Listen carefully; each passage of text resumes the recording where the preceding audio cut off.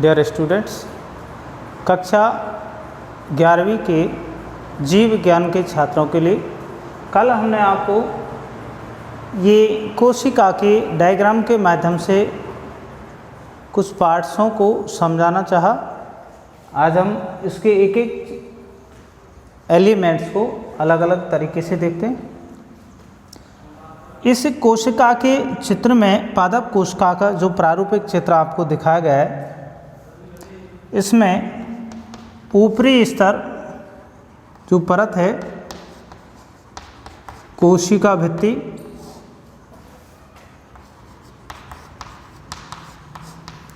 कोशिका भित्ति के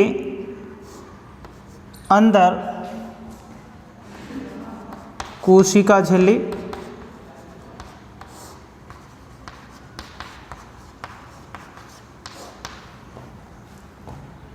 कोशिका झिल्ली के अंदर जो द्रव भरा होता है कोशिका द्रव,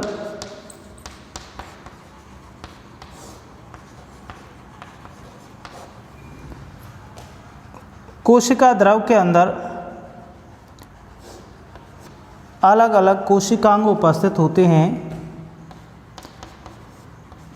गोल्जी काय,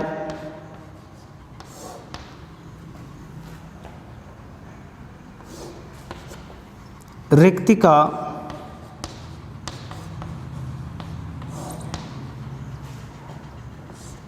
राइबोसोम,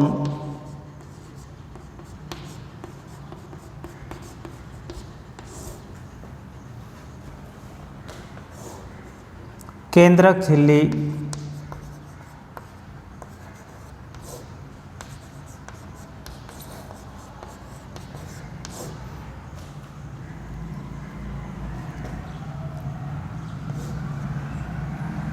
लवक, माइटोकॉन्ड्रिया,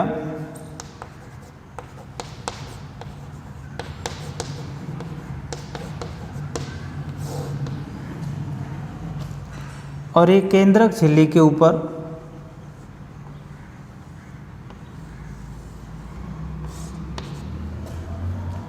ईआर, और ईआर भी दो प्रकार की होती हैं, एक तो होती है एसईआर और एक होती है आरईआर।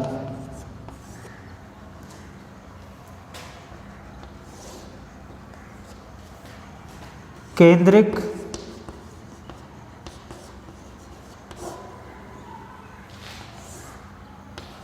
क्रोमेटिड,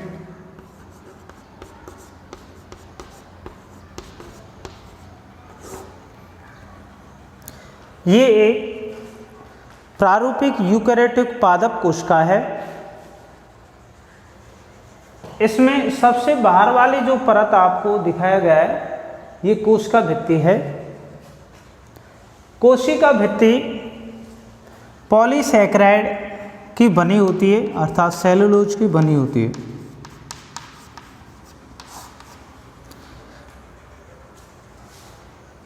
कोशिका भित्ति का निर्माण मध्य पट्टिका विधि से होता है। इसमें कोशिका भित्ति के कार्य हैं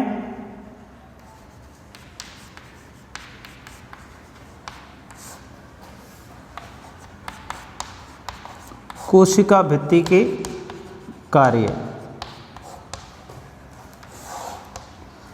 सबसे पहला कार्य है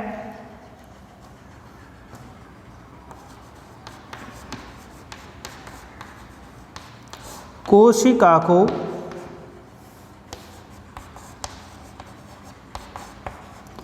निश्चित आकृति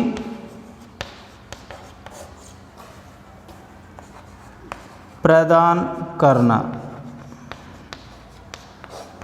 तो कोशिका भित्ति ही कोशिका को निश्चित आकृति प्रदान करती है, क्योंकि इसी से कठोरता आती है और कठोरता के कारण ये आकृति प्रदान होती है। नेक्स्ट है यांत्रिक मजबूती प्रदान करना।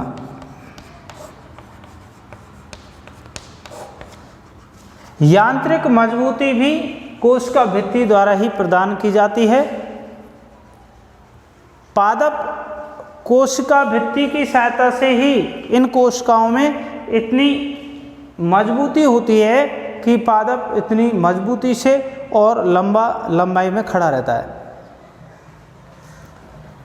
जैसा आपको चित्र में दिखाया गया है, बीच बीच में कोशिका भित्ति तंतुनुमा संरचनाओं में बटी हुई है।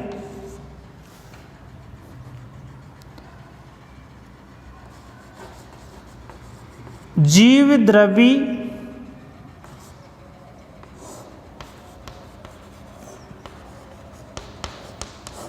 तंतुओं द्वारा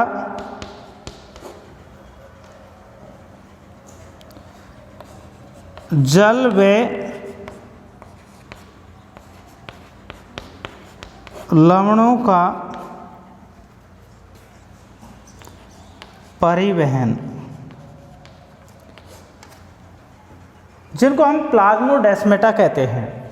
जीवद्रव्यी तंतुओं द्वारा कोशिका भित्ति जल व लवणों का परिवहन करती है, जिससे कि कोशिका में आवश्यकता अनुसार इन पदार्थों का आदान प्रदान होता रहता है। नेक्स्ट, नई कोशिका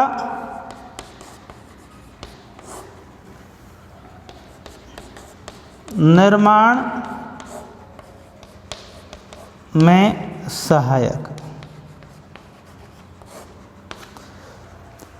जब कोशिका विभाजन के समय दो पुत्री केंद्रक बन जाते हैं एक केंद्रक के अंदर, तो उस समय मध्य पट्टिका विधि से कोशिका भित्ति का निर्माण होता है और एक ही कोशिका में से दो नई कोशिकाएं बन जाती हैं। इस प्रकार से कोशिका भित्ति के और भी कार्य हैं, जिनको आगे आपको नोट्स में भेज दिया जाएगा। कोशिका भित्ति के अंदर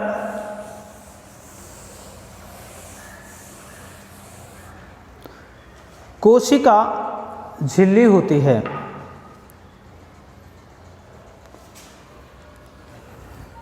कोशिका झिल्ली को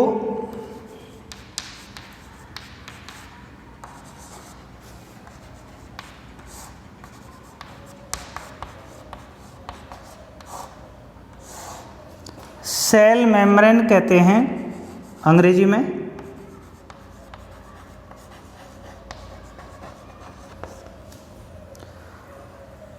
कोशिका झिल्ली के कई पर्याय नाम हैं। चयनात्मक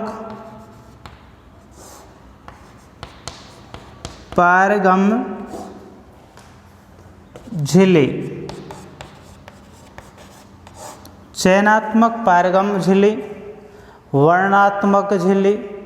अब कोशिका झिल्ली को चयनात्मक पारगम्य झिल्ली क्यों कहा गया है? क्योंकि कोशिका के अंदर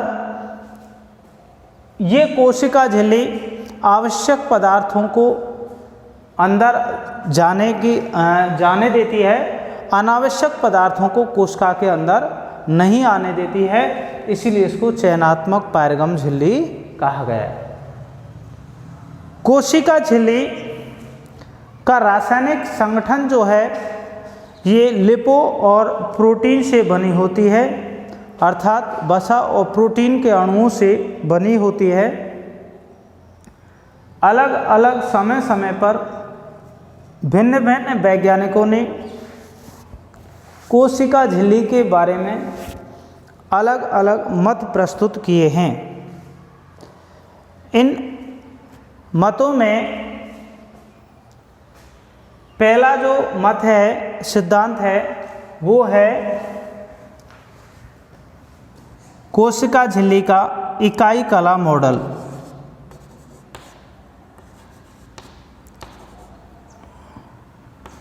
इकाई कला मॉडल।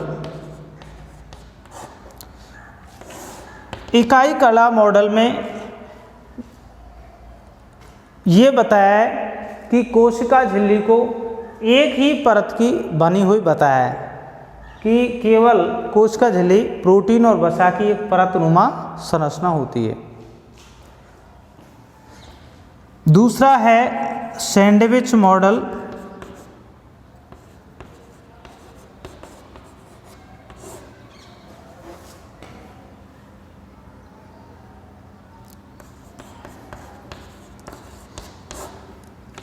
इस मॉडल के अनुसार कोशिका झिल्ली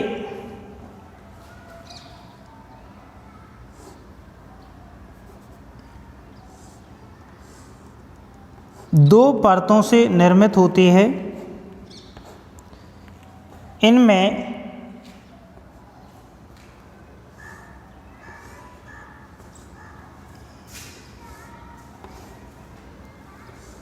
बाहर की ओर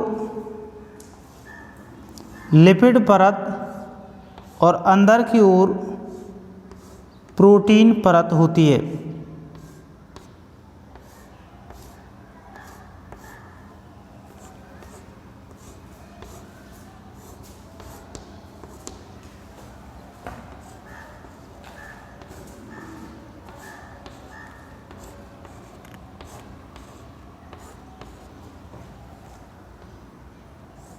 ये जो परत है ये लिपिड परत है, इसे फास्फोलिपिड परत कहते हैं। फास्फोलिपिड परत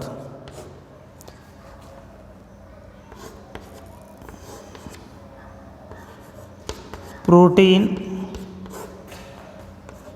परत और ये फास्फोलिपिड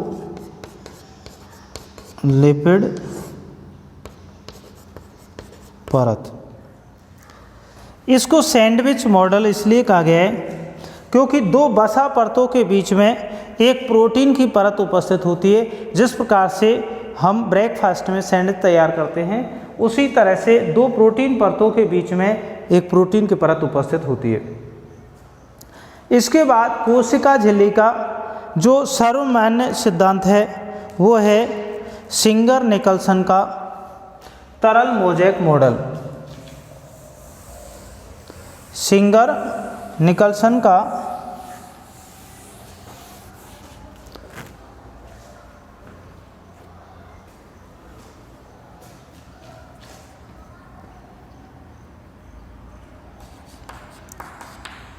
सिंगर निकल्सन का तरल मोज़ेक मॉडल।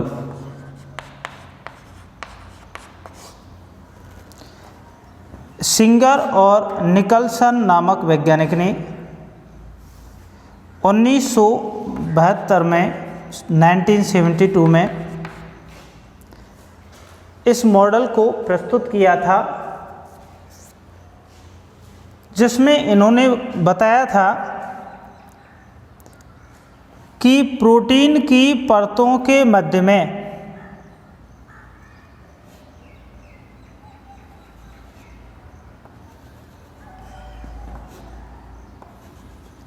प्रोटीन की परतों के बीच में वसा की परतों के बीच में प्रोटीन के अणु उपस्थित होते हैं। इन प्रोटीन अणुओं को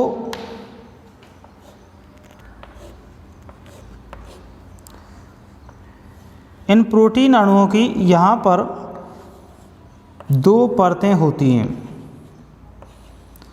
जैसा कि आप चित्र में देख रहे हैं।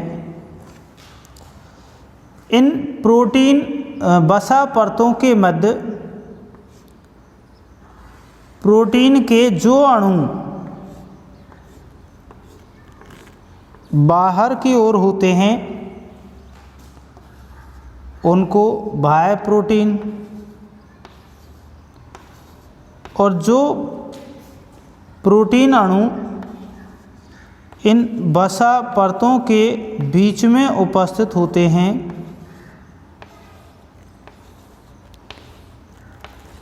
उनको आंतरिक प्रोटीन कहते हैं।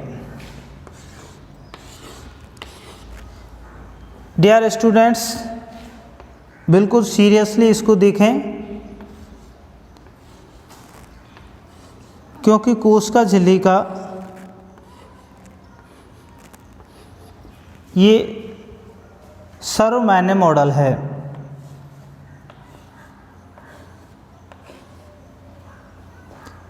तो अभी जैसा कि मैं आपको बता रहा था कि सिंगर निकलसन ने दिया जो तरल मोज़ेक मॉडल है कोशिका झिल्ली का, उस मॉडल में वसा परतों की जो कुल मोटाई होती है लगभग 25 से 30 एंगस्ट्रॉम, 25 से 30 एंगस्ट्रॉम की 2 परतें उपस्थित होती हैं। इनके बाहर की ओर प्रोटीन के अणु उपस्थित होते हैं।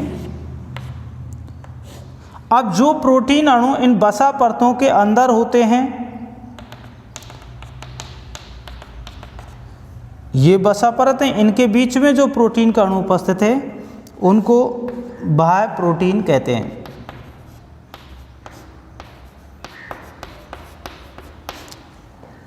और जो अणु इन परतों से बाहर हैं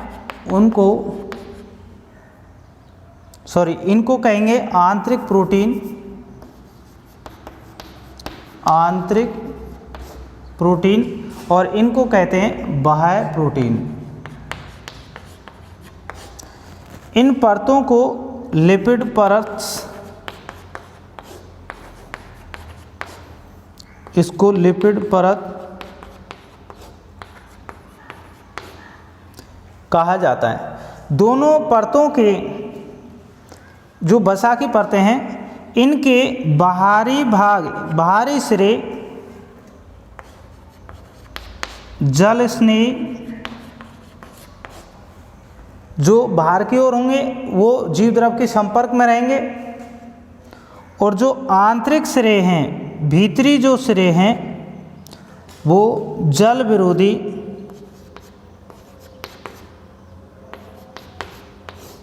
कहलाते हैं।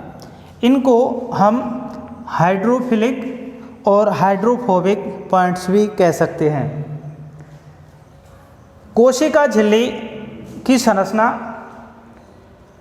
बिल्कुल अर्ध ठोस अवस्था में होती है, क्योंकि इसमें वसा और प्रोटीन की परतें अर्ध ठोस अवस्था में होती हैं। इसीलिए इस मॉडल को तरल मोज़ेक मॉडल के नाम से जाना जाता है। और कोशिका झिल्ली के कार्यों को नेक्स्ट डे देखते हैं।